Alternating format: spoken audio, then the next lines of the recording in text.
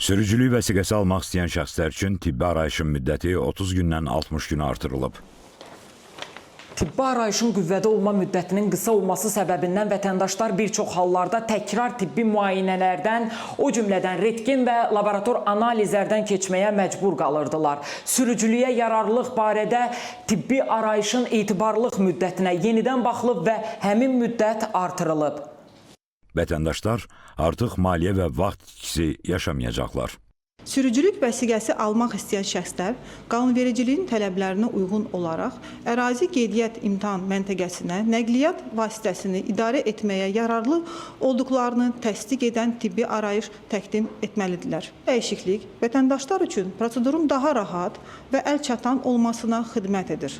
Sağlamlıq haqqında arayış üçün müraciət edərkən bütün müayinələrdən keçmək zəruridir və bu proses şəffaf şəkildə aparılır. Bu qərar sürücülük vəsiqəsi almaq istəyən şəxslərin də ürəyincədir. Sürücülük vəsiqəsi almaq üçün tibbi arayışa gəlmişəm və çox xoş haldır ki, tibbi arayışın müddəti 60 günə qaldırılıb və mən növbəti imtahanda kəsilsəm, vaxt itirməyəcəm və növbəti imtahana daxil ola biləcəm.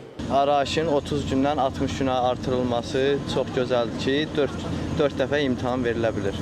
Kəsilənlər olmasın inşallah. Kəsilənlər də ki, yəni bir dəfə əziyyət çəkməyəcək də, vaxt kiçik qəbul etməyəcək. Məncə müsbətdir, daha gözəldir. Düşünürəm ki, bu barədə xəstəxanada, yəni gedib tibbi arayışa alarkən bizim vaxt qənaətimiz ki olurdu. Onun müddətinin artırılması bizə çox xeyri var. Nə mənada?